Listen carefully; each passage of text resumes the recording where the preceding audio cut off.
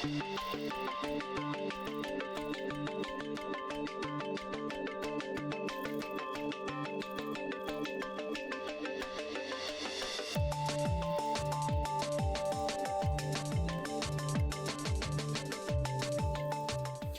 everybody, welcome to Talk Polkadot. My name is Ryan, and here I have my co-host, Judge.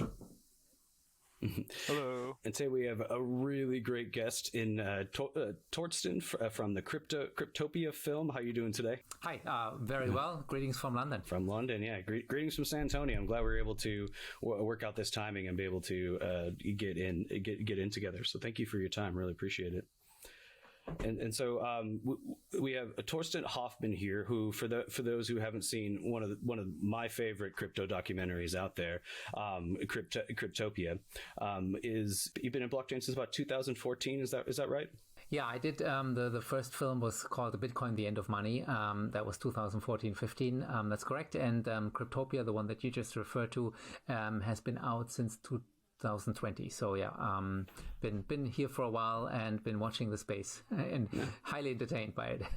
No, well, very great. Well, tell me what entertains you. What gets you going about crypto? Well, as a filmmaker, I'm obviously interested in the drama and like the big stories, the big hacks, or the big the people that become billionaires overnight. But actually, it's much more fundamental than that. And I think in Cryptopia, I kind of touch on what it might actually mean for the web, right? The whole infrastructure, and not only the web, but like in many ways, like our whole governance systems and identity, big ideas like that. But starting from money. So I think it all started with Bitcoin and money. That was the beginning of my rabbit hole journey. Oh no, yeah, and you're for those that anyone who's just getting started with crypto or kind of new and doesn't understand the history, please go watch Cryptopia. I think it's really great because it made me go. Well, then from there, I went and watched your 2015 documentary because I feel like 2 was a really great continuation, and I think it's really great for anyone specifically getting in at this moment because it helps you understand not only from where it kind of started to how now it's becoming so mainstreamed, how it's not just this this thing some people use to being like, now we're talking about all the major financial companies, fintech, how just the explosion into utilization of not only just this valuable digital gold, but how it's now actually influencing like power grids and just the all different kind, like the shipping industry. There's so many different things that are now just going to be positively disrupted in terms of increasing optimization from the different things blockchain can do. So that's really great. So yeah, in making this second film, how did you feel compared to the first one? With your first one being a little bit more of the you're observing the Wild West of crypto. I feel like with the second one, you're now watching the industrial revolution, the modernization of this journey of crypto. Can you speak to the kind of comparison there? Yeah, I mean, clearly a lot has happened between 2015 and then 2018-19 when I started making Cryptopia. And I wanted to showcase that growth of the industry. It's not only that the price of Bitcoin has increased by 200x or the amount of people in it have increased by 100x. It's actually all the different ideas and different projects that came about, right? So Satoshi, we know that's the starting point. And then maybe the other important moment was Ethereum with Vitalik, but even by that time there were already many ideas and many projects out there, and these co-founders then went on to found even more interesting ideas, and then also slowly we started to see actual use cases like companies building on top of it, and I'm just fascinated by all of this. I'm not endorsing, this is not financial advice, but I'm highly fascinated, and even though I am going to say that Bitcoin kind of stands apart, as a store of value, but I'm not a maximalist in a sense that there can only be one blockchain. I do believe that there's many different use cases, and the marketplace will ultimately decide. So that would be my quick take on it. It's been one of the biggest transformations, in your opinion, from your first documentary to the time that you made your second documentary. What do you think is something that kind of just pretty much came out of nowhere that would probably be still around today? But yeah, what's the biggest transformation you think? Yeah, I think what Ryan just mentioned is actually for me the big overarching narrative is like how it started in the fringe Wild Wild West is how Ryan called it, and now it's like it's a huge industry anywhere you look. So of course Bitcoin mining, or the secret bunker scene that we have, you know, to look at the Bitcoin down there. I mean, that's just a fascinating scene. But even even look at the financial system, and like every Revolut and eToro and like all these Robin Hoods, you know, they obviously have to have crypto offerings, so that's for speculation. But also in terms of other, you know, custody and lending and all these kind of applications that you probably know much more about on the ground that I do. I find that fascinating. And that's a real growth, because in the beginning, it was just a couple of guys in t-shirts like ranting about how bad governments and central banks and banks are, right? Yeah, no, that's definitely true. Yeah, and I think you do a really great job in Cryptopia of not just showcasing those, you know, developers that became these superstars, but also the common person that's impacted and benefiting from it. So the German shop owner, I loved him. He was such a great character. Just like we don't speak the same language, but I just felt so connected to this person that like I wanted a beer. I was like, all right, so if I'm going to Germany, that guy's shop is that shop is where I'm going, because I gotta have a beer with this guy, and hopefully someone can translate. But that was really neat. So it was the first technically store to accept Bitcoin. Is that right? One of the first, maybe the first restaurant or bar. I think the famous story is obviously the Bitcoin pizza, and then a little bit later, I think there was somebody selling alpaca socks on the internet for Bitcoins. But I think that might have been one of the first physical stores. And Berlin, clearly, I mean, even with Ethereum, right? A lot of people started in Berlin. But yeah, it's not only that. You see, I think as a documentary maker or as a content creator, as a podcast, it's also important to really highlight global stories. Otherwise, we have you know, only the same type of narratives and characters. So we do highlight, you know, the Chinese censorship story is one. There's this woman in Afghanistan who was able to, you know, experience the freedom of money. I never thought about that. Sorry, I don't mean to interrupt you, but like I'm speaking on Wednesday with a tech startup I work with, and that's going to be one of the examples I bring up, because that's one of like crypto where it's like you could see any kind of counter argument where it'd be like, cool, okay, but there are women now being able to free themselves from abusive, terrible relationships because of it, because you're able to create a store of value and create independence, freedom. If you can't get behind creating freedom when you're in a bad scenario, I don't know what you can get behind in an ally with people. So it's that was right. A really cool perspective. And I mean, these are fringe cases, and in some fringe you know, countries, but of course it affects billions of people, right? And more so because the whole Argentinian inflation story now happens all around us, like everywhere.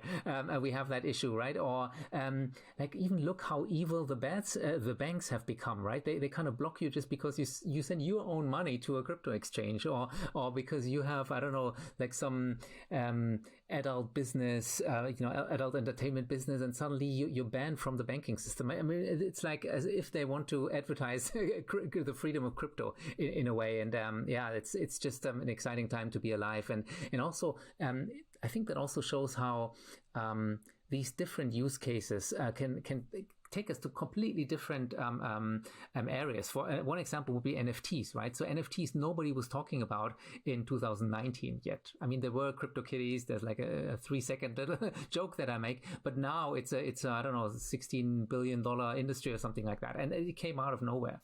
And NFTs have been like, I think everybody across crypto can talk about what, like, in terms of like the barriers to adoption, which is a huge, like, we all want more adoption because then we get a more sound utilized system. And so brands have been coming into crypto through NFT, and that's really been fascinating. Like these Adidas, Nike drops that, like, it's taken the same kind of like buying behaviors of like why someone would pay $200 for sneakers, which there's some really awesome sneakers that I would consider buying, but like the same idea, but then taking it to NFTs where it's like, boom, you're suddenly now opening up where that like that just like suddenly that bridge is so great to see, because then they're diving in, they'll find different things to do and try to activate, and there'll be some things that will be, you know, brands sometimes just try to do things for the sake of doing things, but I think there'll be a lot of brands that will start to really make direct connections with their customers, and that benefits the customer, because then that's the brand having a way to be able to do more, and then that makes other brands compete, and then as a user we're all benefiting. So it's like I thought that was a really interesting play in terms of the NFTs, but as they grow, like with what we're seeing in Polkadot, NFTs are going from like this kind of two-dimensional relationship where you have a collection of images, to having NFTs that govern other NFTs or that have multi-resource. So like we see like some NFTs where you have the graphic image, but then when you download it, you download an audio file that has an epic story behind it. And then the fact that NFT is a leader of a pack, there's other NFTs that are like, oh, there's so much stuff happening. It's incredible. I think one of the biggest things that has surprised me about NFTs, honestly, is like they have one of the best use cases that I've heard of, honestly, especially in regards to like ticket sales and just, you know, events and getting on. You know, pretty much, I was reading an article that was saying by 2025, you know, or 2026, I believe, tickets will be out of the wayside. You know, it'll be NFTs pretty much that get sent to a you know, your phone or something like that. And this actually gives kind of, really, in my opinion, it does give back power to the people, you know, because one of the biggest reasons I don't even go to shows anymore is scalpers. I mean, geez, I can't stand that stuff. But also the benefit of maybe having extra content tied to that same NFT, and it's going to be an easier user interface. At the moment, it's still kind of maybe crappy or difficult to understand or explain. But actually, the ticket processing at the moment is also pretty dodgy or difficult, and that you have a printout and like all this kind of. But also imagine going to a concert with your favorite artist, and you buy a special pack. We're paying hundreds of dollars to go to festivals, whatever. If you're going to pay $150.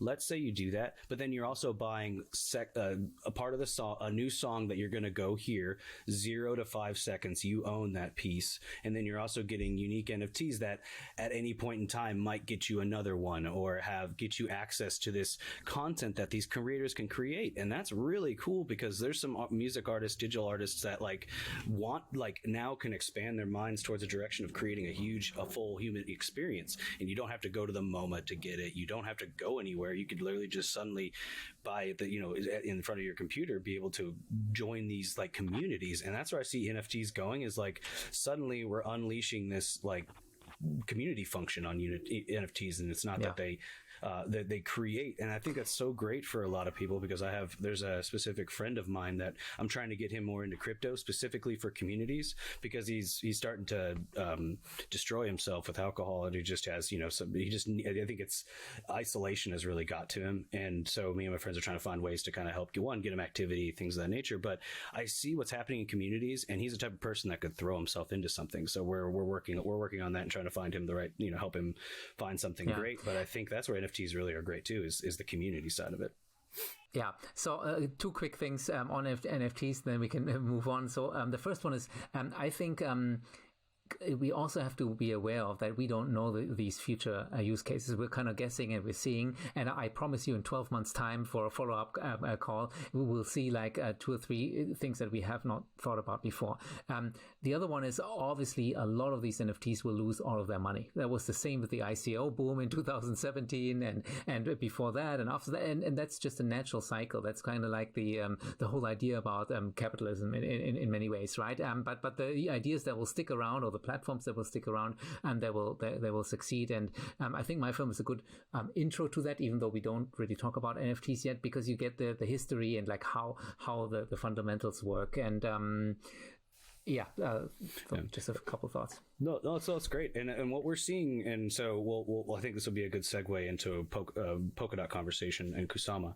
But so what we're seeing right now, it really seems to be that. So first off, from the graphic side of it, like kind of the more common understanding with NFTs, with Remark specifically Rome DAO, what we're seeing is like NFTs are going to help in an influence like staking. So you join a house, and then you engage, there's community, and then you go to battle. And so what's being created is a reserve currency for Polkadot and Kusama, but like you're joining houses and helping be a part of a gamified governance in a sense. But what's going to be offered is like you're going to participate in these campaigns.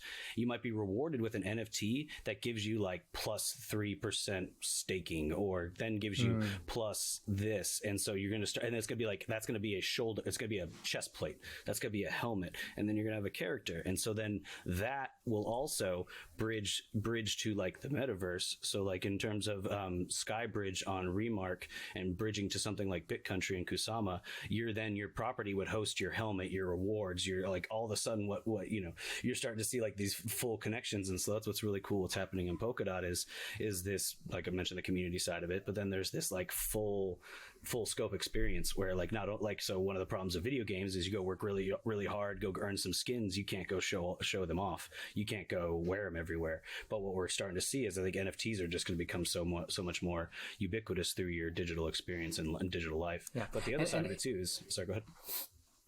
No, go ahead. Finish. The other side is financial. So like NFTs. So there's a parachain, or there's a project called Centrifuge that is doing onboarding assets as NFTs. So let's say I own a house and I own it outright. I can then go onboard it as an NFT through this company called Centrifuge, and then I can go and then use it as an NFT and then like lock it up in a vault and go get funding.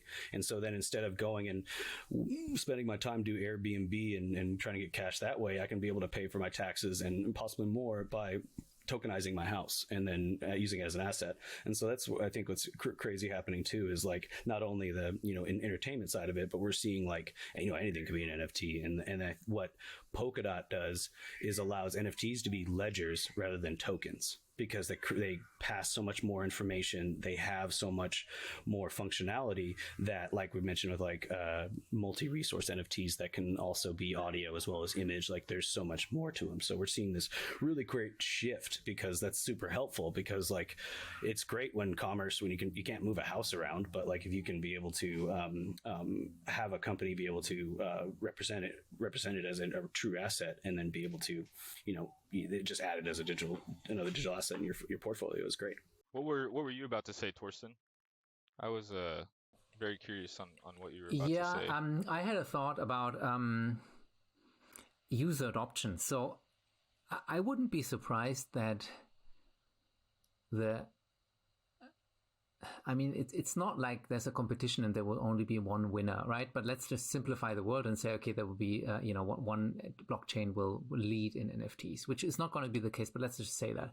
And I wouldn't be surprised that winner might be determined by the quality of that game, where we all earn play to earn tokens somehow, but we don't really care whether it's kind of tied to Axie Infinity or Ethereum or Polkadot, if the game is good, right? If that catches on, just like the idea of those profile pictures on Twitter, which became the latest thing, and all the VCs suddenly had the Bored Apes and CryptoPunks, and I don't know what the next one will be that like millions of people will get excited about, but it almost doesn't matter which blockchain it is if the use case is the better one, right? And so in a way, that's another reason why I'm kind of like not agnostic about blockchains, but I am very curious to see how it will play out in terms of the competitive landscape. Definitely, I think one of the biggest things right now being talked about obviously is just interoperability as well, which obviously the Polkadot's biggest use case right there. I think it goes along though with what you're saying, Torsten. Onboarding these users, it almost doesn't matter kind of like which blockchain is going to be the best. It's going to be, which has the best gamified or experience to offer, or something like that. And in that aspect, when you have a connected blockchain or an interconnected blockchain like Polkadot, I feel like you're almost casting a bigger net to kind of bring in, the skills and the necessary resources to kind of go along with what you're talking about, Torsten. Because one of the big things actually with Polkadot that it will be doing differently than Ethereum or Bitcoin is that it's going to allow you to write smart contracts in WebAssembly, which means that we now can write smart contracts in C++, all that Golang, all that, just more computer languages, which means we can actually start bringing in more devs that might not fully understand the blockchain necessarily, but they're really good at, coding in other languages. And I think, go ahead. Yeah, so basically you're mentioning two other possible determining factors here. One is the amount of talent that you can bring in because of interoperability. Because now actually this one is how easy it is to build on it, right? Which might be a huge differentiator. But the other one, the interoperability one, I mean, that alone, that's a technical little API thing, but that might be the killer app for the metaverse, because I mean we know how everybody's imagining the metaverse to be, and that little piece might be the determining factor. Yeah, I love that. I didn't know that, so thanks for teaching me. Yeah, I think it's because of what's called XCM messaging format, which is something that allows then the different blockchains to communicate. But I saw the exponential explosion in technology, I feel, because once services start to stack on top of each other, that's incredible. So like with like Kilt and what they're doing with social KYC and identity, why even consider creating your own identity service in your solution when like the network you can just share and expand and scale. And then the other really big piece besides interoperability is the upgradability. So I feel a big reduction in the number of cryptos will come eventually when major governments decide, okay, this is how we want to, like, once they start increasing regulation, I don't want to say increase, but make it fair. And once regulation comes in, if there's specific regulation that requires blockchains to report a certain way, being able to change your chain and upgrade it to be able to meet that need is going to create either problems for some, or it's going to be not a problem for blockchains like Polkadot, where you can upgrade the Polkadot blockchain. All the other parachains then upgrade how they see fit. They upgrade themselves. Everybody upgrades. We're suddenly reporting on hopefully something that makes sense. I'm not guaranteeing we have solutions coming around, but from what we saw in the recent congressional hearing, I think I feel very positive. I feel very bullish after that, because we had lots of minds coming in and speaking here in the U.S. talking about how crypto is a part of this world, and we need to start looking at it in the right way. And so I'm feeling good about that. But I think that upgradability is another really big piece, because and you explain it so eloquently in your documentary in terms of Bitcoin Cash and the fork that occurred.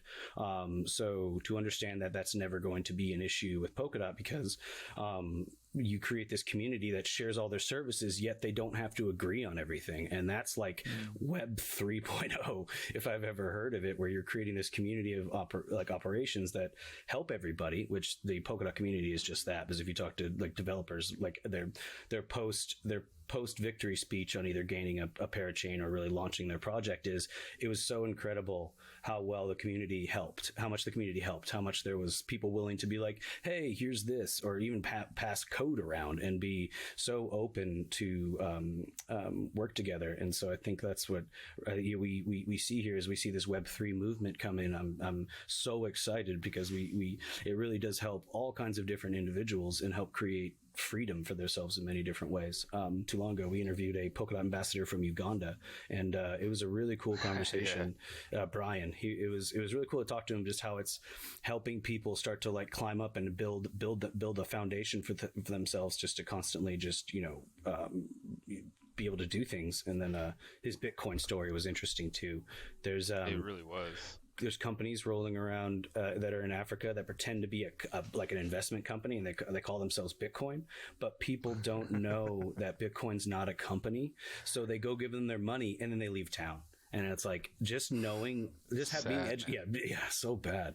But just having basic education on what Bitcoin is can help prevent scams as well. Because I know my grandparents have been compromised and had to have sent Bitcoin. I know lots of people that it's incredible. Like the ability of hackers to teach teach elderly people Bitcoin, how to send Bitcoin, is incredible. Like that's, if they can figure it out, then I'm assuming that everyone else in the world can jump on in a very, positive style.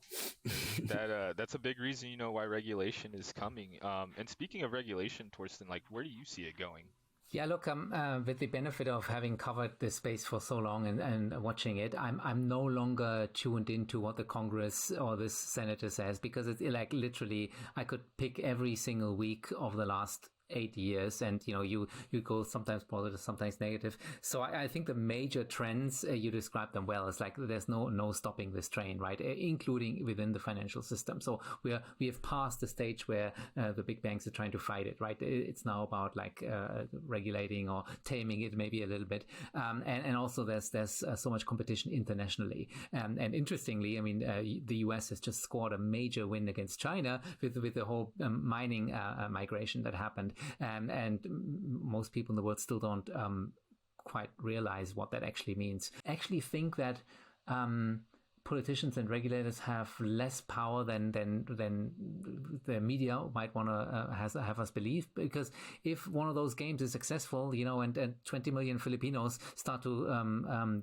game and and earn a significant portion of the GDP right now in the Philippines, adoption will come and no politician will stop it. So that's my short take on it. It's a good point that you bring up, just because what good can government do when it can only control one aspect of society? Like, American government can really only control American people.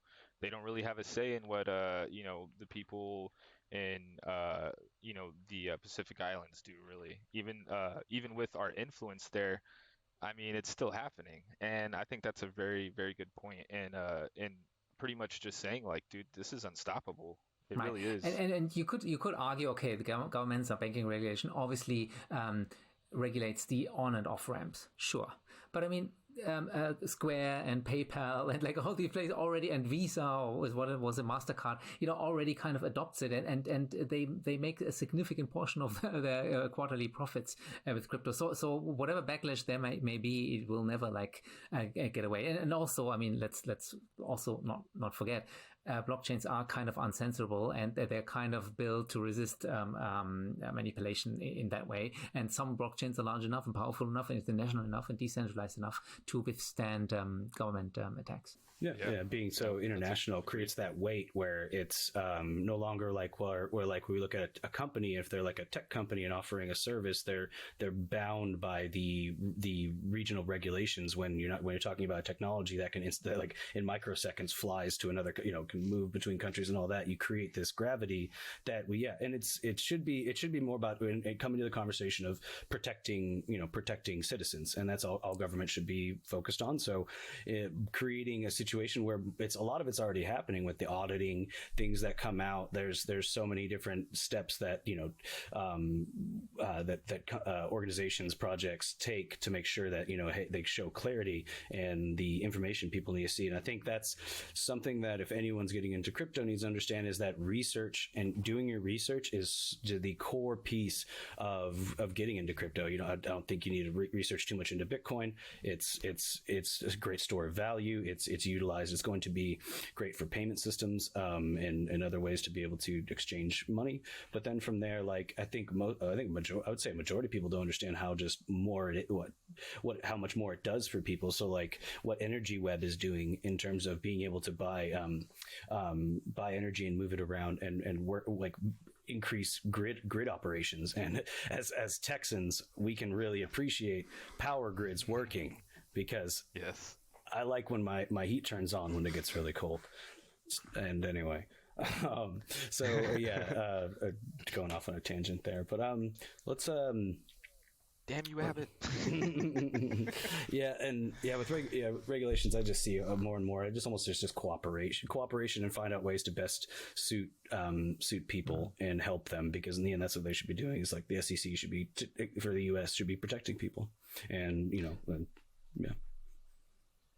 What are like some of the different, I guess, have you noticed like different crypto cultures in the countries that you visited thanks to like the documentary? Like, have you noticed like little things in between that kind of make it like a subculture almost? Wow, I've never gotten this question before. That's interesting because at conferences or when we plan a production shoot, we always meet like the CEOs or the leaders of the pack, right? But like, how pervasive has it let's say, Bitcoin really become on the ground in El Salvador? I don't know. I mean, it sounds like very much, but who knows? I also have a feeling that in some South American countries like Venezuela or Argentina for sure, there's much more learned skepticism about central banking and things like that. And in places like Turkey or Africa, people know about inflation, so it's maybe easier to imagine an alternative. But that's the money side. In terms of like how willing are developers to jump on blockchain rather than the next 9-to-5 jobs, I don't know. So it's a very good question. That'd be an interesting documentary actually to see cultural differences. Yeah. Because I feel like something. So I'm like a head ambassador for Polkadot. I go over like the moderation side, and on that team, it's international. We have guys from Indonesia, Germany, Ukraine, obviously America, um, Chile. So what I've noticed is that we all are kind of have similar tastes, right? Obviously, we're all moderators and we're all fans and users of Polkadot.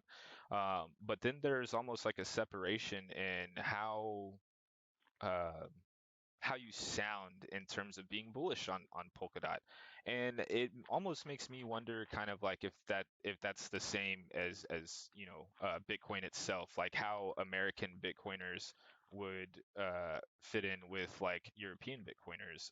I know it's a very international scene already, so like you have a lot of that meetup, but I obviously hear and have been told myself a lot that when I was younger that Americans can be a little brash, and I wonder if that goes into the crypto culture for Americans. I have something to say about that. So early on, when I started my first interviews, that was in Miami Beach, 2014. Everyone was united against the fight against the banks, right? It was like a very niche a group of people that all had the same goals. And the Bitcoin Cash fork is actually a good example, right? So different visions, different philosophies, right? That was the first fight. But as you grow and grow, you basically mirror cultural and philosophical and political differences, right? So now in Bitcoin, obviously, because it's so big, 100 million users, 200 million holders, you get all sorts of people, right? And what I like about the maximalists, and you can shout about them all you want, but there's like one meme that's always said Bitcoin doesn't care. It doesn't care whether you're lesbian or vegetarian or a meat eater. The technology doesn't care. But of course, we humans always kind of mirror our preferences or cultures or styles or meme cultures behind it. So yeah. Yeah, well, I definitely look forward to any documentary that you make about that, because you're definitely an excellent documentary maker. Yeah, it's interesting bridge for a lot of people, because like what kind of started with like what was that chat roulette, where you would join randomly with people online. It was this video service that it was one Russian man, he was like 17 or 18 at the time, pretty young, but like created it, and it was so huge because like me and my friends would get on, and it would just be, you just be connected with people around the world at different time, doing different things. And I feel like crypto does that, but then creates, like, as these communities are being built. So like I'm experiencing it with Rome DAO, where I'll be getting ready, like I'll be working on something and then about to go to bed. Someone just wakes up, so I'm like having coffee with somebody, even though I'm not having coffee, but they're like coming in talking about, hey, we're talking like project management. We're talking like I'm helping build a couple website properties to be able to start getting information and create centralized hubs so people can see. We're having Senate meetings where like over 500 people attended last time, and it's these meetings of these different houses that are getting together and talking about, okay, so we're going to do this, we're going to build these NFTs that help do this, or hey, we're creating this operation, we're doing this, and these houses get together. And so it's like, and it's Rome, and so it's really cool because we're all like, for the glory of Rome. I have no connection to Rome except that I've watched movies and I've seen Gladiator and I've played Age of Empires. So like it's this cool little connection where we're all technically like Roman, but we're from all these different areas. So like and like, yeah, it's so cool. And that's why I think where we see Web3 too is like we're just creating this, and like I think the metaverse helps create the size and the umbrella of all the things we're going to be dealing with, but it's like underneath all the different things that are going to be enhancing our lives. In terms of like right now, I find myself wanting to get on Discord and talk to these people more than like go out and have a drink with somebody. Like it's this interesting bridge to people all over the world. Yeah, let me leave you with one thought about that. So you could argue, because you were talking about community building, right? And you could argue that, well, in the crypto space, it's slightly different because people are in it for the money, and that's why there's so many scams and rug pulls and so forth. And some of that is true, and we have to be careful and diligent and transparent about this on shows like this. But another way to think about it is actually almost the opposite. We are the users, or everybody involved is not just rewarded by likes on Facebook or like retweets on Twitter, which ultimately just makes very few venture capitalists and founders very, very rich, right? Here, all of us get rewarded in tokens, in coin, in appreciating the price, right? So in a way, it's not a perfect analogy, but it's in a way that you don't have one big owner or 100 shareholders. You have ideally 1 million shareholders that all have the same goal of making this more valuable. So it's very inspiring. So yes, it has a dark side, but it is kind of that inspiring vision of Web3. And it's still early days. I mean, Web 2 won't give up easily, but it is very, very inspiring, and we live in an exciting time. Oh yes, 100% agree. So exciting, and it just every day, and that's what we're doing here at Talk Polkadot, is really just trying to help like highlight the different big things happening. We're talking about our identities changing on the internet. We have all different kinds of DeFi things happening in NFT. Like we're talking about people bringing their houses onto the digital world to be able to start their dreams and do different things. So yeah, I'm very, very excited about the time we're living in. But this has been so great. Thank you so much for coming on. I think I'm just gonna have to throw time in our calendars in about 6-8 months, and we're just gonna have to talk again about the state of crypto and blockchain, because this has been, we probably should do sooner than that, but still, it was really great talking to you, and thank you again for coming on. Thanks, Judge. Yes, thanks, Ryan.